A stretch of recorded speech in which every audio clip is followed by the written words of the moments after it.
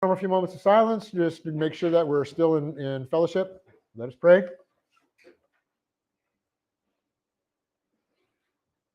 Heavenly Father, we thank you for this opportunity to continue to study. We ask now that you give us everything necessary for a proper study, and we pray in Christ's name, amen. Okay, we're just going to pick it up from subpoint 6. Subpoint 6, sitting in the gate. And that's Genesis 19:1. Genesis 19:1 says, Now the two angels came to Sodom in the evening, as Lot was sitting in the gate of Sodom. When Lot saw them, he rose to meet them and bowed down with his face to the ground. Okay, so sitting in the gate. The position of, quote, sitting in the gate, end quote. Okay. I made coffee and I left it somewhere here. I didn't make it. I got talking. Oh no, I'm going to die. The position of, quote, sitting in the gate, end quote, was reserved for the elders or judges of the city.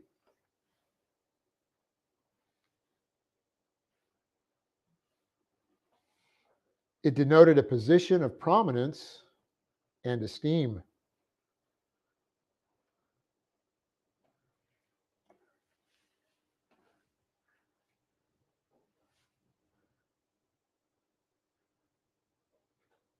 After experiencing the wickedness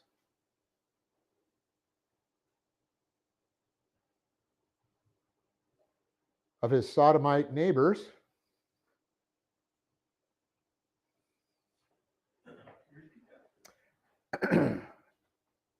after experiencing the wickedness of his sodomite neighbors,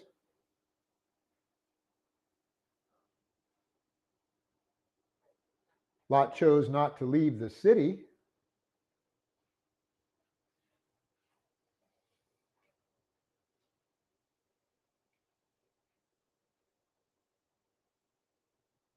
but to become a part of it.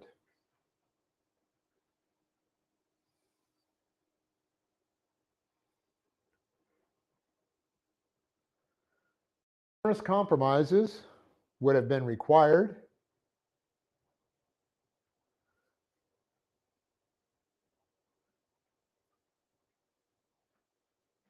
to win the acceptance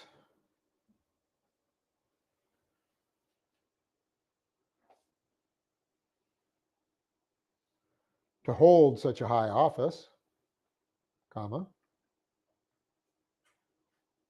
See, they did vote back then. They may not have been entirely democratic, but the idea was you still had to win the acceptance of the individuals. You couldn't just come in and say, "Okay, I'm going to be a judge."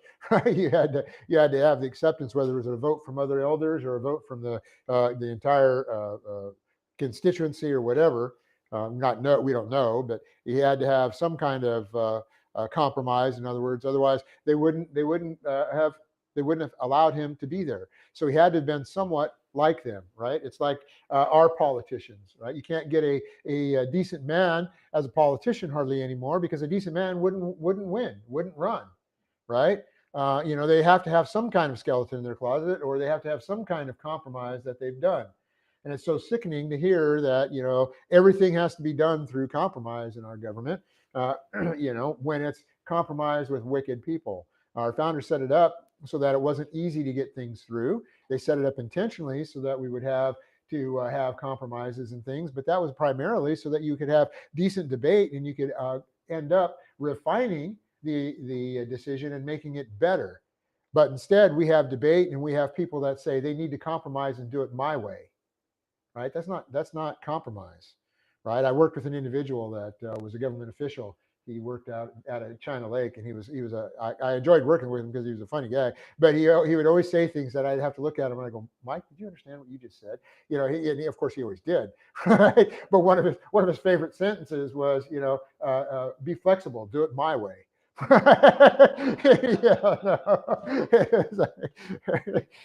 So numerous compromises would have been required to win the acceptance and necessary votes, but to win the acceptance and approval to hold such a high office. But a soul, continuing the point, but a soul which is malfunction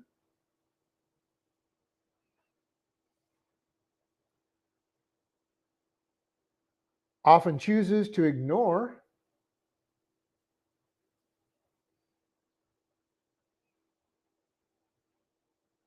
the dangers of such compromises.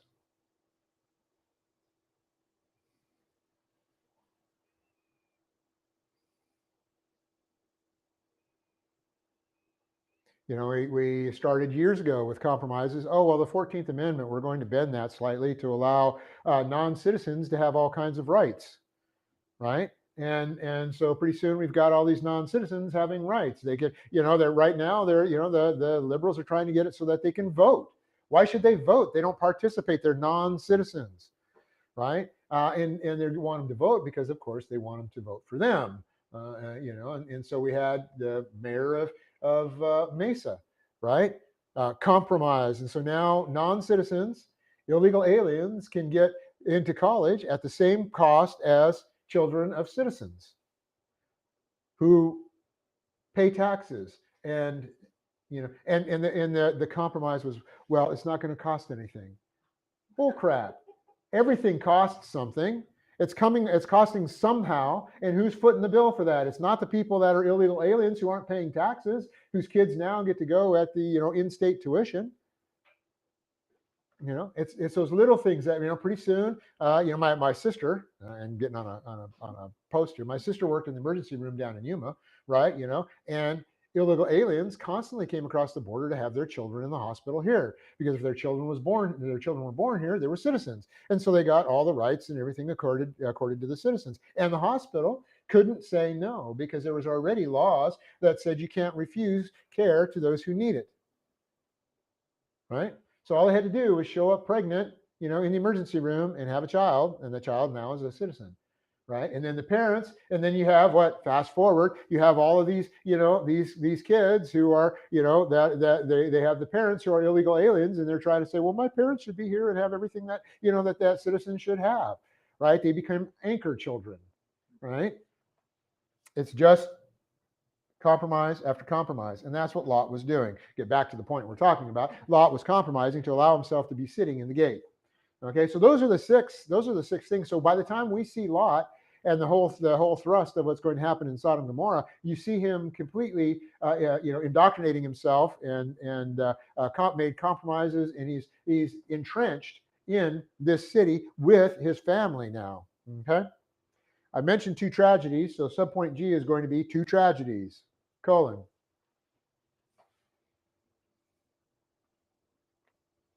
As a result of Lot's living in Sodom,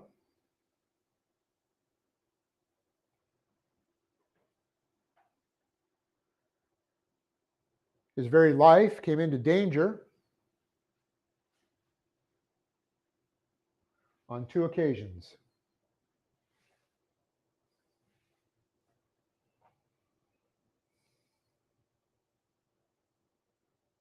In one, he was taken captive,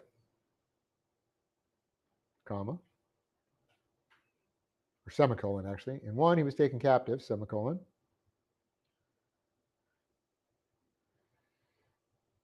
In the other, he fled to avoid destruction.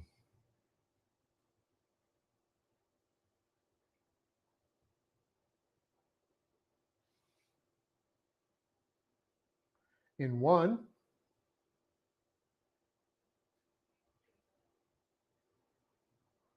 the whole city was saved for Lot's sake.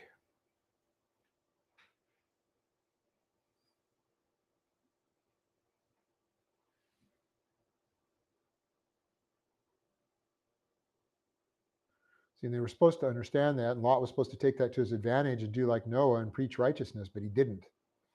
Okay? In the other, the whole city was destroyed for Lot's sake.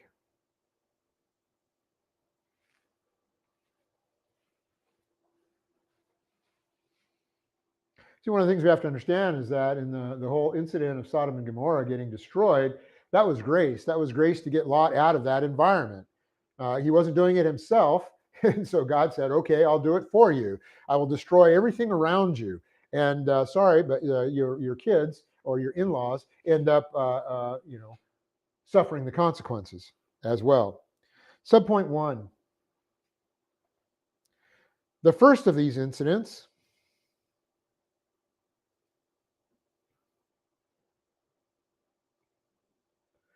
is recorded in Genesis chapter 14.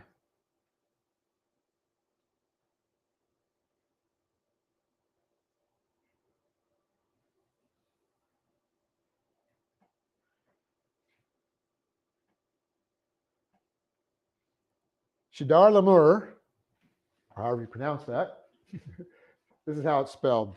Chedar Laomer. King Cheddar. Oh. Shedar Lamur, comma, king of Elam, Elam,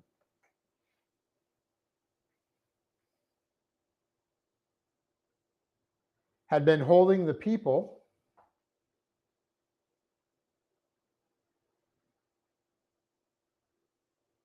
around the Dead Sea as, quote, tribute people, period, end quote.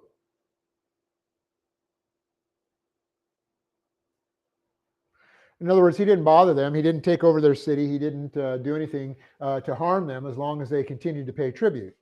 And so everything they made, they had to pay a certain portion to this king. Sort of like our taxes. Everything they made, had to pay a portion to this king. Okay. But it started getting onerous. Okay. So continuing the point, a rebellion finally occurred.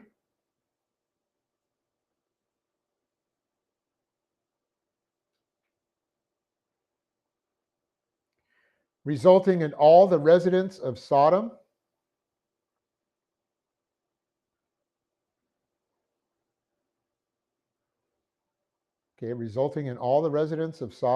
including Lot,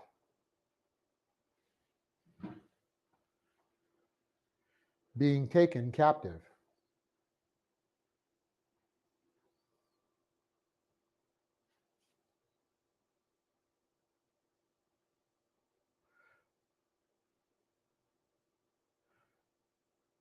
Upon hearing this,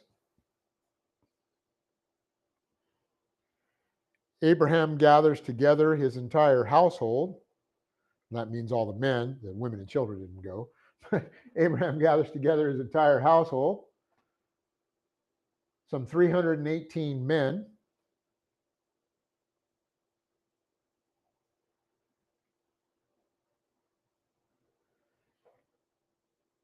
and set out on a rescue mission.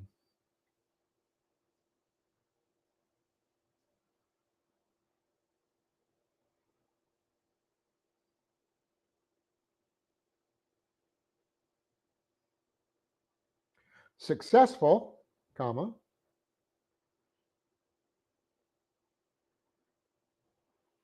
he restores all of Sodom's possessions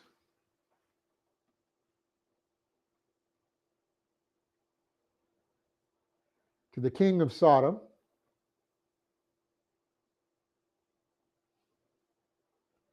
and Lot to his home.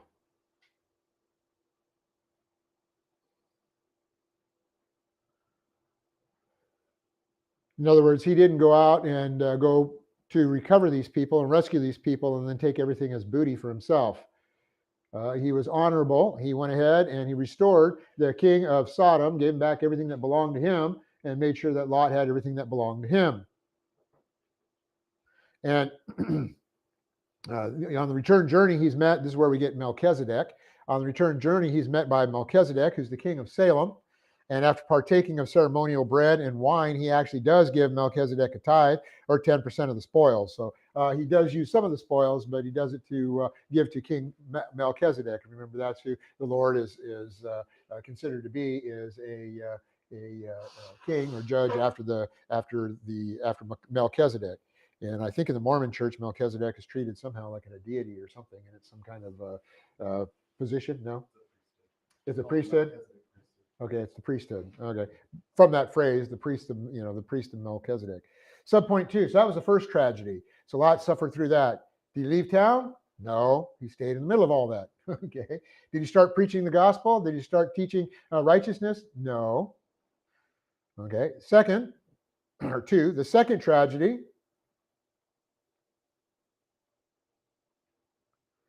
is recorded in the 19th chapter of Genesis. So the second tragedy is recorded in the 19th chapter of Genesis.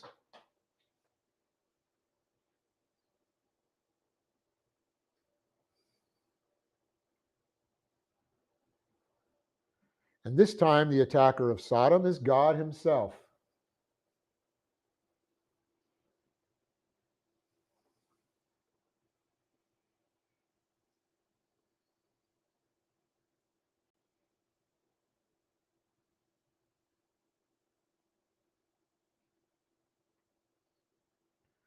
After negotiating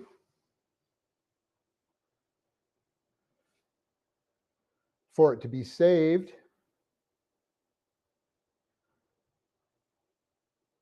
from destruction,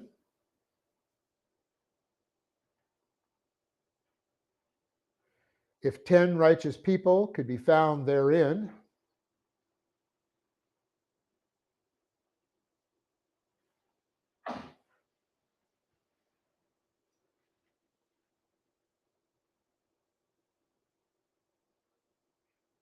Abraham leaves the matter in God's hands.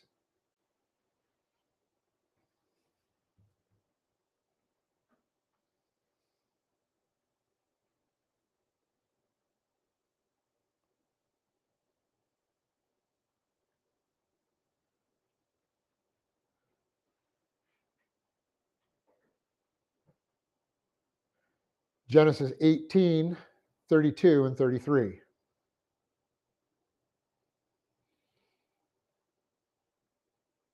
Actually, the negotiation starts much earlier, and, and they haggle, as is characteristic of the time, right? They haggle from 100 people all the way down to finally gets God down to 10, and he thinks he's counted correctly, but he hasn't. Okay. Abraham, continue the point. Abraham had come to that number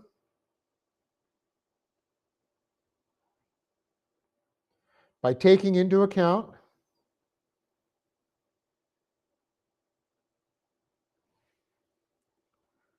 Lot and his wife,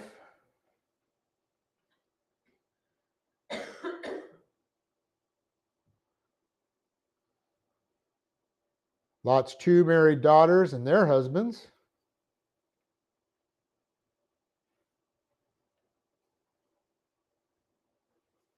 and Lot's sons.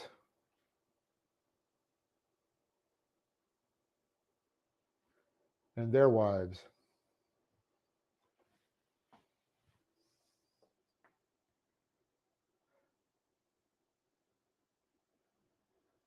However,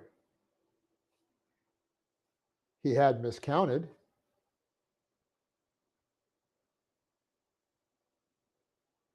and 10 righteous were not found.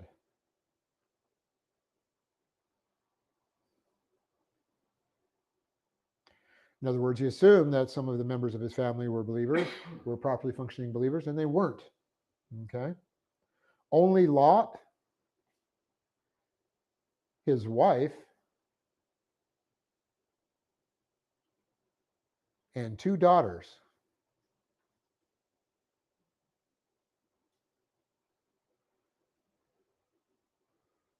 were sufficiently concerned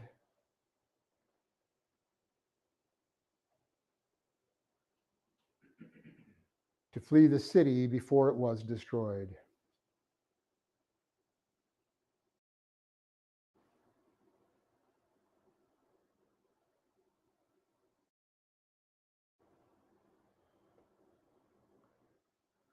So his sons didn't leave. Okay, his wife's husband, his daughter's husbands didn't come with them. It was just Lot, his wife, and his daughters. And that was it. Okay, and of course we know that Lot's wife still had a longing for it, and so she stopped to look back at what she was leaving, whether it was longing for the sexual gratification or the sexual lusts that were happening in Sodom and Gomorrah, or whether it was her greed for everything that she was leaving behind, because they just had time to flee. She didn't, they didn't pack up a camel cart or anything like that and move all the household goods. So it'd be like fleeing your house and ending up longing for what you left behind. That's what happened to many individuals that had to leave countries that we know of in modern times in Eastern European countries and stuff. For example, when the Nazis overran them or the Russians overran them, they had to flee, and many of them didn't want to flee because they didn't want to leave everything, and they ended up dying. And it happened in the West too. You had immigrants that would come. They managed to get everything on a boat and bring it over here, and then when they decided that they wanted to travel west, and they got hooked up with a wagon train, and the wagon master would tell them, "What's all this junk?" And they'd say, "Well, that's my family heirlooms. It's my piano," and blah blah blah blah blah. The wagon master would tell them, "Ain't coming, right? We don't have room for all that." Right? I have relatives that you go on a weekend trip and they bring suitcases with rollers that are this big, and it's like the two of you, one suitcase, okay, that's it. You're only gone for 2 days. I was supposed to. I had the potential until the company nixed it, but I was working with an individual that customer that was going to essentially get me to be able to go to Russia. Okay, and this was before the wall fell, and the idea was that I had to do some work there in in our embassy, and he basically said, if you go, if we can get you to go, what you have to understand is that whatever you're going to pack has to be able to fit essentially in a courier pouch, right? It's like you're not taking a suitcase with you. You're taking whatever you can fit in a courier pouch, because then it's not going to get examined and it'll get in. Otherwise, you end up being detained forever, and we don't have time for that. Okay, so it's just going to have to fit into a courier pouch, and that's it. And oh, by the way, they have stores in Russia, so whatever you need, that when you get there, you buy it, right? You need a toothbrush, you go buy it. So anyway, Lot's wife, of course, looked back. Now, archaeologists believe that what happened was a giant shift, that God created a giant shift in the area over there, similar to the earthquake, for example, that just hit Syria, right? A giant earthquake that actually caused sulfur plumes to come up. The fission caused sulfur plumes, which is highly caustic and also forms salt. You form a sulfur salt, and that's actually what happened. She didn't, turn into a pillar of salt. She essentially got covered by sulfur, as a pillar of salt. Doesn't matter what the situation is. The Bible tells us she became a salt lick. Okay, so some point. So those were the two tragedies. Okay, so Lot had to undergo some stuff in order to actually stay where he was. Subpoint H.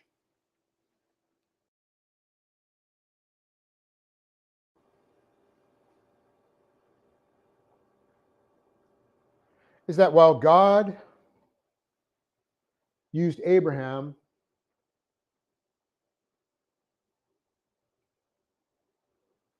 to save Lot and his family in the first case,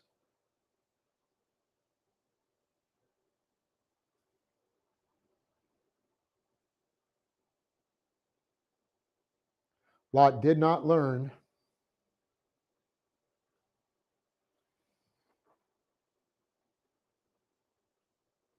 to start functioning properly.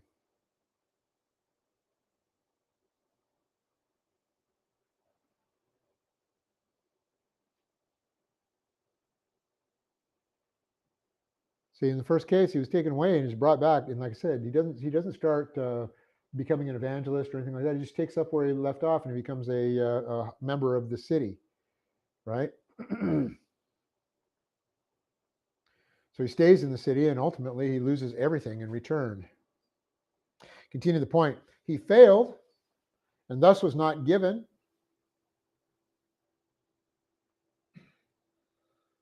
the high commendation of faith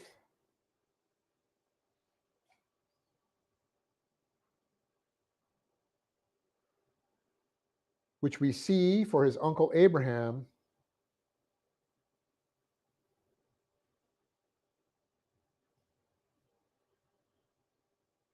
in the New Testament.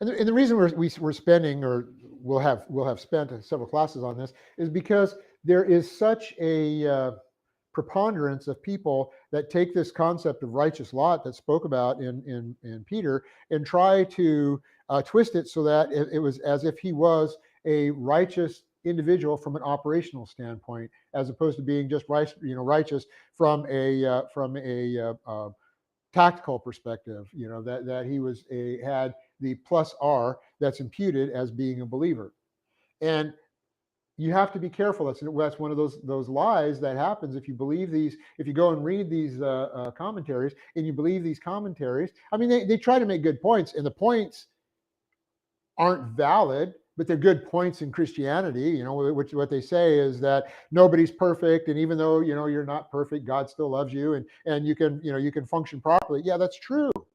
Even though you're not perfect, because none of us are perfect, right? So you have to be careful, those commentators or those hyper-Calvinists that believe that, gee, I've never sinned since I became a believer. Well, you're lying right there. That's a sin. The idea is that, yeah, there is nobody perfect. And yes, God does provide the capability for us to get back in fellowship and have a fantastic and proper relationship with Him, right? Until we sin again. It's not going to be permanent. The only time it's permanent is if you're in fellowship when you die. Then you don't have, then you didn't get out of fellowship, right? But the idea is, so they teach this from with regard to Lot. But you got to be careful, because we need to understand doctrine in context. We need to understand the Bible in the context in which it's given, and they haven't bothered to actually go into the context and read the context. And that's why I know it feels like I said last week, not only am I beating this dead horse, I'm peeling it for you too, skinning it, and I'm going to be cooking it up into horse steaks here. But we're almost done, okay? But this is why he didn't receive the high commendation, because he was not a quote unquote hero in the Bible. Subpoint I. Lot's area of weakness, comma,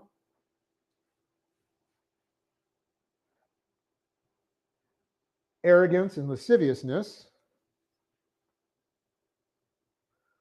Lasciviousness is spelled Lascivious,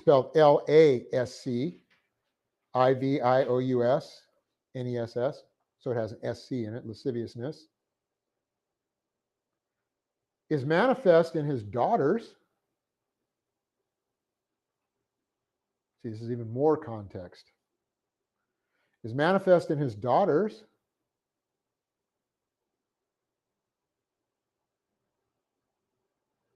who fail to trust God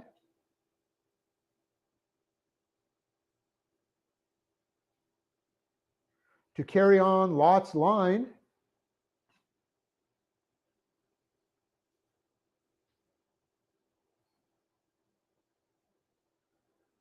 and instead take it upon themselves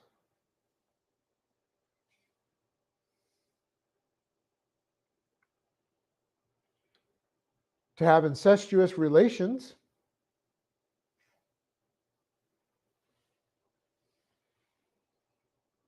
with their father,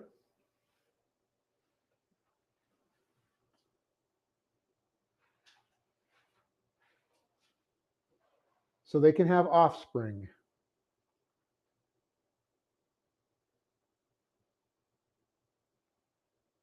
Period. Yeah, that's my brother's son. Okay, so that's different, obviously, than what we saw with Noah. Remember, Noah had one son, okay, Ham, who acted improperly and made fun of his father's nakedness. But the other two sons were righteous in their behavior, and they covered their father's nakedness and shamed their brother, and they were blessed in Ham. And we went through that whole thing, and Ham was cursed, and on and on. But this, we have both daughters take it upon themselves. They have obviously have not learned anything from their father, Lot, which is another, you've got to see, take it even further. You've got to understand, he must not have been teaching them. Well, sometimes you got to be careful. You can't blame the kids for you can't blame the parents for the way the kids act.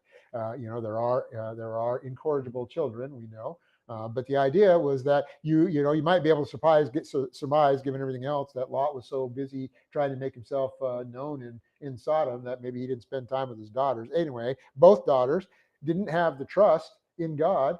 Their husbands got burned up in Sodom, right? And so they decided, oh, we're going to be childless. Oh, we got to have kids. We got to carry on the line of Lot. And rather than trusting God, who, by the way, gave a child to Abram when he was 99 years old. Okay, so he could probably find someone for them to remarry, but no, they take it upon themselves and they get their dad drunk and they have sex with him. Okay, so they have incestuous relationships with their father so that they can have offspring. I have this written down, but you don't need to write it. It says they get Lot drunk and have sex with him, quote, that they may preserve their family through their father. And that's Genesis 19:34. So you can put the reference, after so you can have offspring, Genesis 19:34. Continuing the point, their children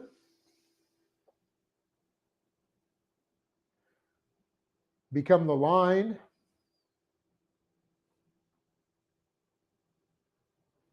of the Moabites, Moabites, just like it sounds, and Ammonites, and Ammonites has two M's, Ammonits. Their children become the line of the Moabites and Ammonites, whom God prohibits from entering the, quote, assembly of the Lord, period, end quote.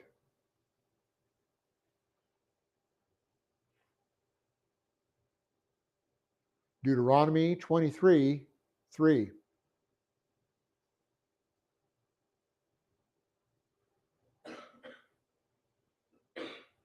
Now he doesn't exclude them from salvation, right? Because remember, salvation is for all mankind, not just those who believe. But what he does do is he prohibits them from actually being part of the Israeli assembly. They couldn't join their quote unquote brothers and have fellowship with them. They could have all the fellowship they wanted with other Ammonites or Moabites, and if they became believers, they could have believer assemblies of Moabites and Ammonites. But it turns out that their old sin nature was so strong that very few of them even accepted the Lord. Right? Okay. So continuing the point, these two tribes will plague Israel throughout their history. Period.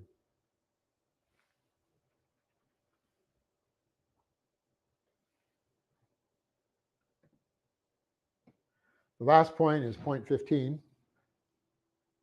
What? Yeah, but it's because she marries a Jew. Yeah. So point 15. The account of incest is the last we hear about Lot in the Old Testament.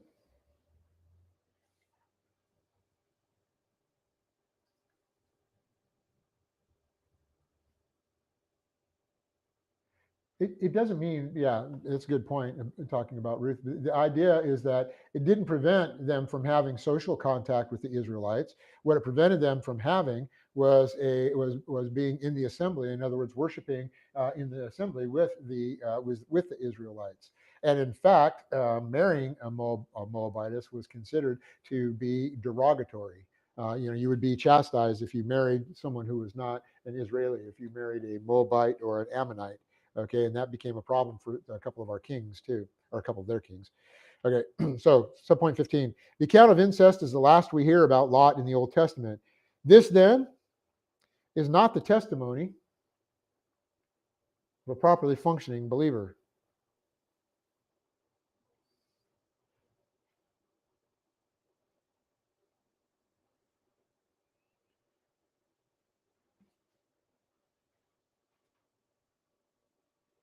Peter is using this example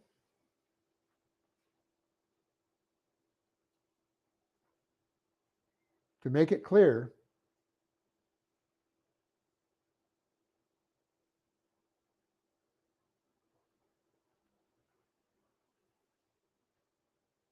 that if God will save a malfunctioning believer,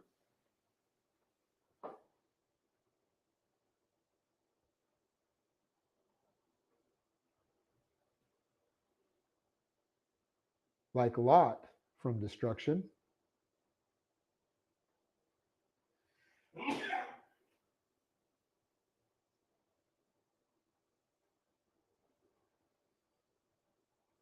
Then he can save properly functioning believers,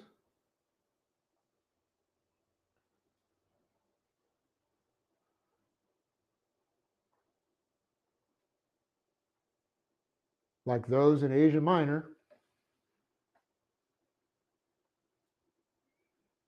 and those of us.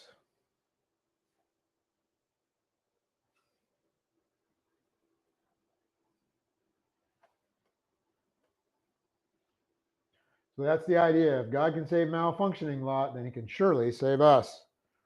Okay?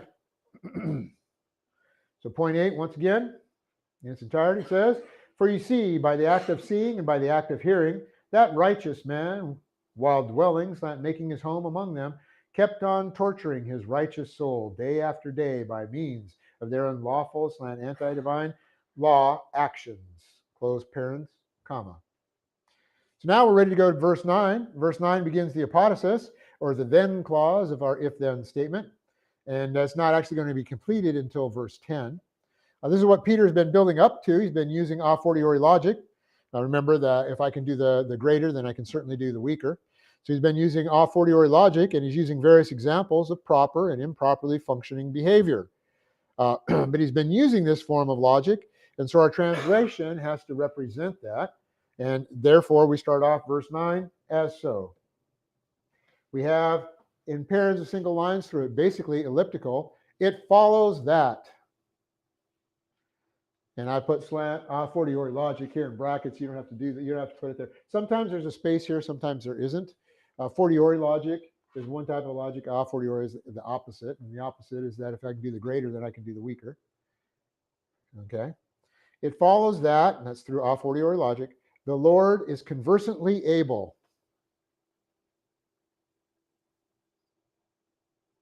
And I had to work to get conversantly. It actually is probably the best word. I went through a kind of a word study, and you're going to see why conversantly makes sense. It follows that the Lord is conversantly able, and is conversantly able is underlined. This starts with the absolute ellipsis to properly introduce the apodosis of this conditional sentence, and this comes from the logic that Peter's been using. Then we have the nominative singular of the anarthrous masculine noun, which we'd expect kurios, which refers here to the Lord Jesus Christ as the executor of God's divine plan. Next, we have the idiomatic use of the present active indicative of the verb oida, O-I-D-A, oida. And oida means basically to know fully or to be completely cognizant of something.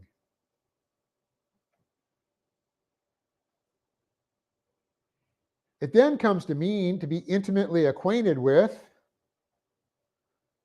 or stand in a close relationship to.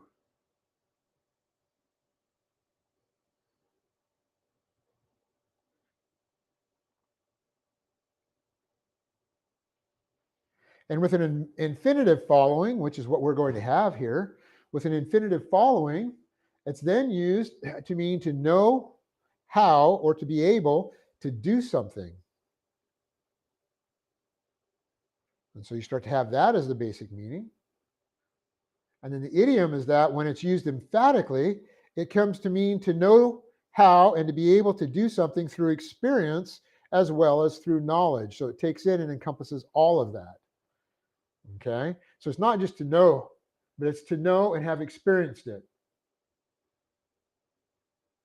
See, many years ago, Jack passed out a document to all of us when we were shooting that showed you how to disassemble a 45, right? How to disassemble it, clean it, and put it back together again.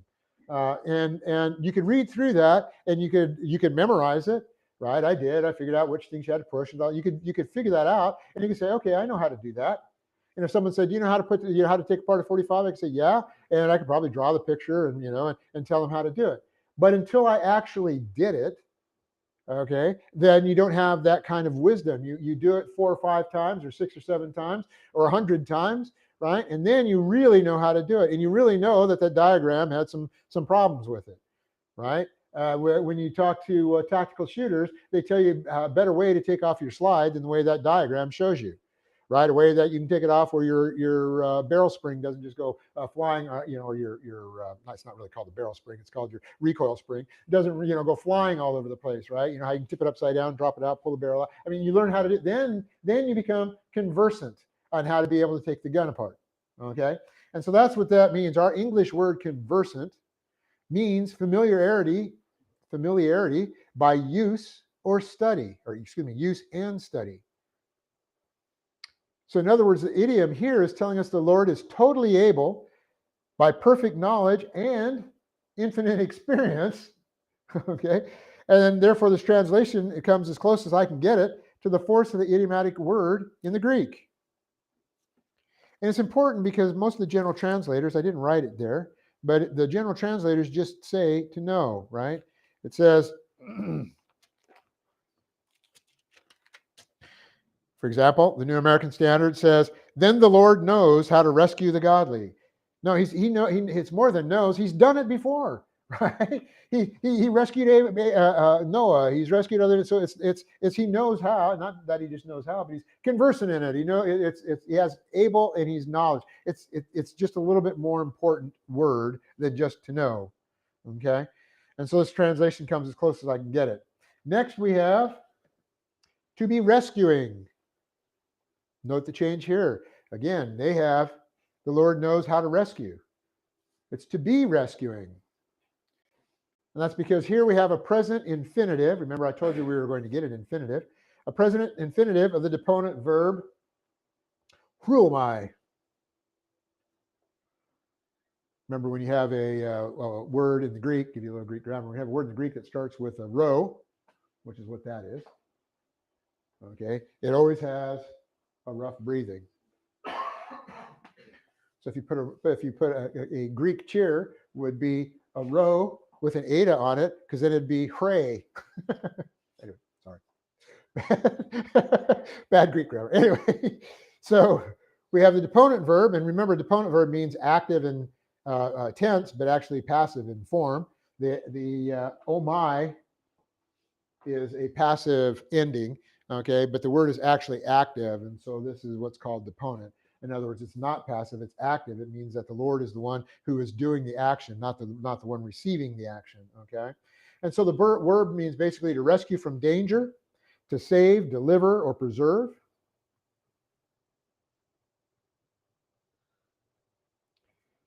And the basic meaning of rescue fits examples in context, of course, and so therefore it's the best translation.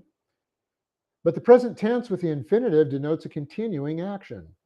Therefore, we have the idea to be rescuing rather than to rescue. In other words, the Lord is there to be rescuing us all the time. It's not that he just does these intermittent rescues that are documented in the Old Testament or documented maybe in the New Testament when he rescued Paul. But the idea is he's there to be rescuing. So he knows how to be rescuing. And then we have another emphatic phrase.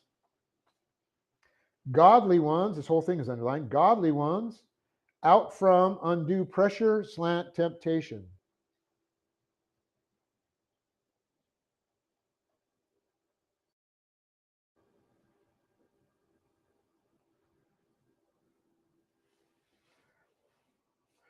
This phrase starts with a masculine accusative plural, and the reason it's underlined is because it was up amongst the nominative, which is the first part of the sentence, and this is accusative. It's supposed to be towards the back.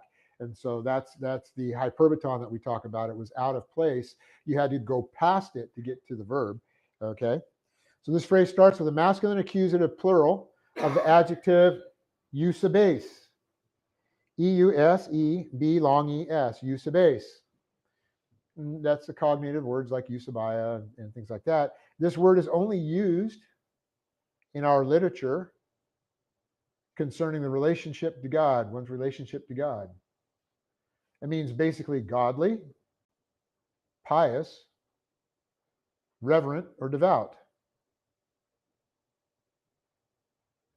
And here, as we see in the Greek many times, it's an adjective that's actually being used as a substantive. In other words, it's an adjective without an associated noun, and the noun is inherent to the fact that it's a masculine plural. So it's godly ones. And this means a believer with a soul full of doctrine functioning inside of the divine dynasphere.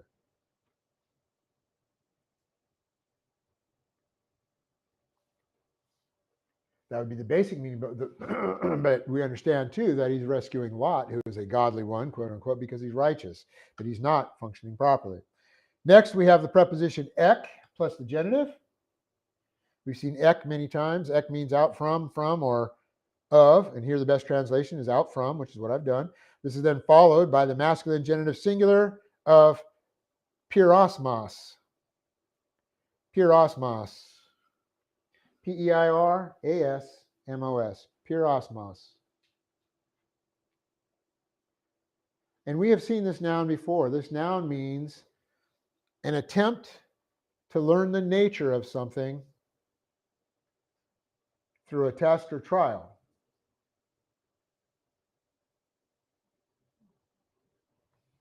See, one of the things I did is I took advanced chemistry when I was in high school. And one of the things in advanced chemistry that they do many times is they give you a test tube of an unknown, of an unknown substance, right? And you have to tell them what it is, right? And so you have to take little bits of it and run different kinds of tests. One of the first things you do is you put it on litmus paper, right? You find out, is it an acid? Is it a base? Is it neutral? Right? You don't drink it and test it, right? It was cyanide. And then you do other various tests, right? Does it change colors with phenolphthalein and things like that, which would also tell you whether it's an acid or a base, right? And then you burn it and see what color smoke, or does it even burn at all, right? Does it react with other known reactants? And so that's the kind of idea you have here, to test something to find out what its nature is. We saw this back in 1 Peter 1:6, where we had the verse, under these circumstances, I entreat you all to exceedingly rejoice, even if it is fitting now for a little while, to have been enduring pain, emotional distress, by means of multifarious pressures. That was our word, pressures. Okay, and so it's a pressure, it's a test. We had 1 Peter 4:12.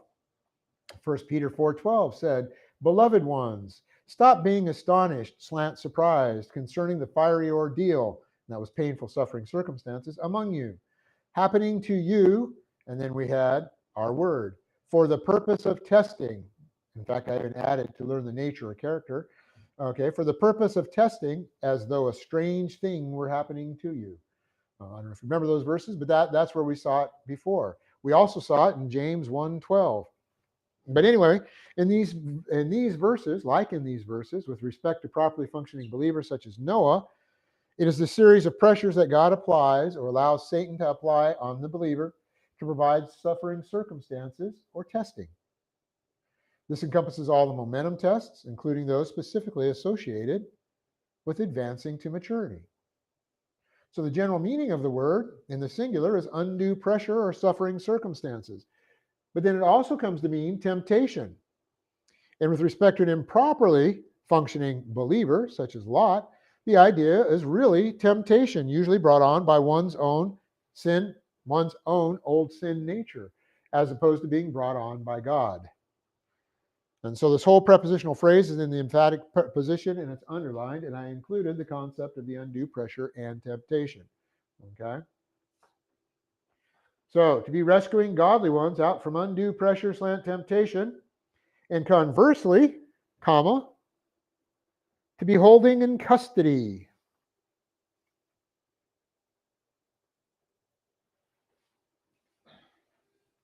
We start here with a postpositive conjunction de, which you might have guessed. Maybe not, but maybe after 40 years. To introduce the other side of the coin. Many times de is just simply translated as but here when we're talking as far as the Lord's ability and it being presented in a fortiori logic, the best idea is to introduce the converse of what was just presented. So it is accurately translated as and conversely. And then we have a comma in the English. Next, we have to skip the following words and jump to the end of the sentence of our verb. To get our verb, we have the present active infinitive of the verb tereo. Tereo, T long E, R E, long O. Tereo. Tereo means keep watch over, to guard, to keep securely, or to hold in custody.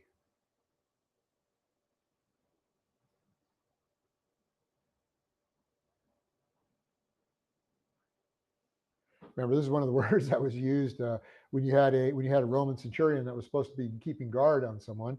And one of the things that they would say was to watch your clothes, right? You know, they would first give the command tereo to have them guarded, and then they would use the word that means to watch your clothes. And the reason they would say watch your clothes was the idea that if you consider you're wearing an inner garment, which usually was made of linen or something like that, right? You know, and then they would wear their armor, okay? And so the idea was if they were guarding and they fell asleep, then if someone came by, if their commander came by while they were asleep, he didn't wake them up. He just lit their clothes on fire, right? You know, and they usually ended up burning to death because they couldn't get their armor off before the clothes actually consumed them. The fire in the clothes consumed them. So the idea was when you were told to guard a prisoner, you were told to watch your clothes. That meant you'd guard it with your life, okay? Because that's what's going to happen. And we understand the same type of situation, guarding and dying as a result of letting people get away. When, of course, Paul was in prison, and the angel came and opened up the gates to rescue Paul. And we see the guard, starting to he was going to commit suicide rather than allow his his commander to kill him because he thought that they were going to escape. And Paul had to yell out, hold your horses, we're still in here, right? We haven't left yet. Don't kill yourself. We're still here. And that's when the guard said, so what do I have to do to be saved, right? And we have the fantastic salvation of the guard.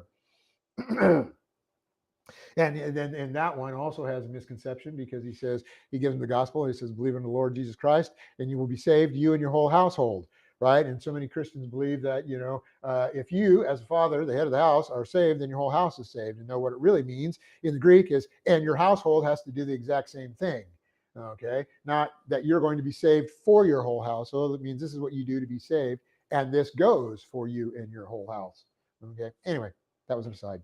So we have tereo.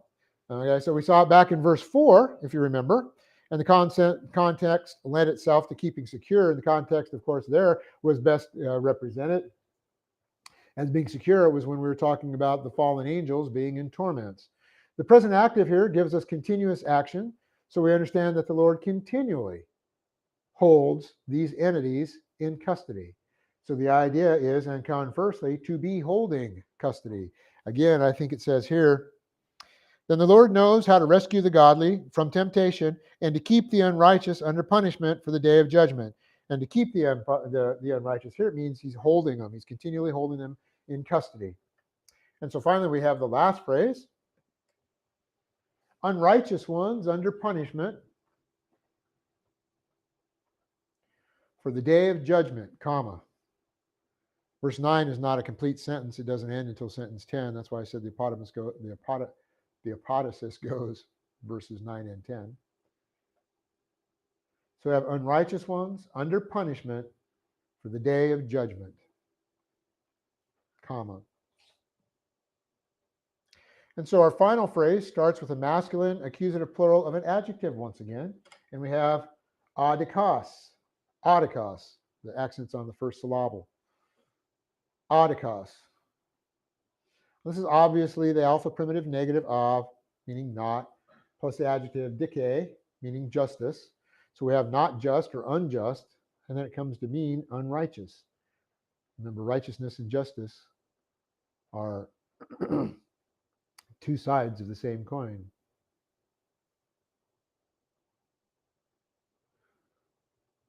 Here it refers to those members of the human race who do not possess the imputed righteousness of God.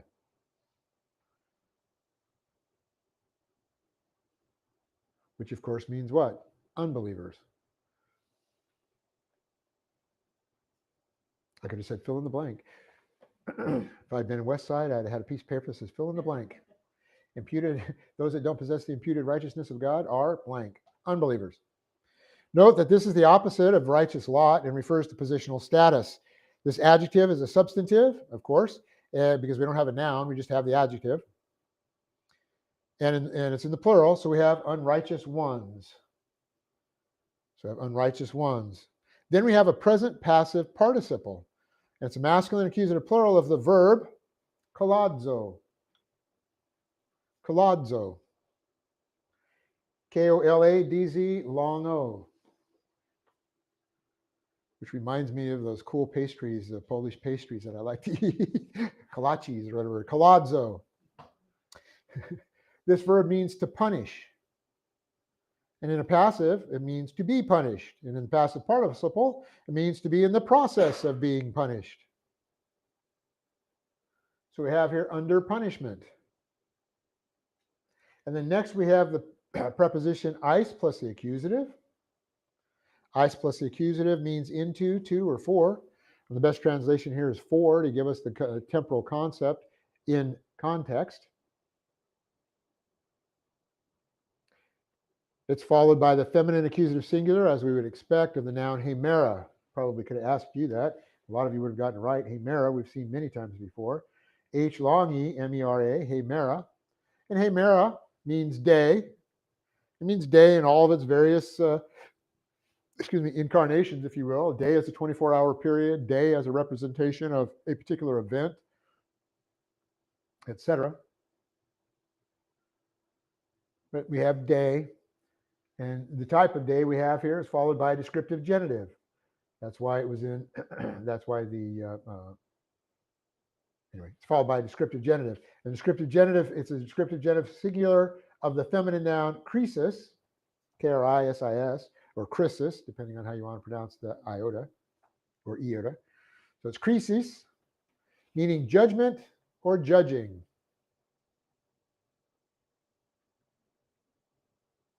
And here it's judgment. So the idea is the day of judgment. And of course, that refers to the great white throne judgment. That's the only judgment that's going to happen to the unbeliever. And so all together, verse 9 says, it follows that the Lord is conversantly able to be rescuing godly ones out from undue pressure / temptation, and conversely, to be holding in custody unrighteous ones under punishment for the day of judgment. Okay? And that leaves us ready for the analysis, which of course was where we will have to pick it up next week, unless you all want to stay for another hour. Guess not.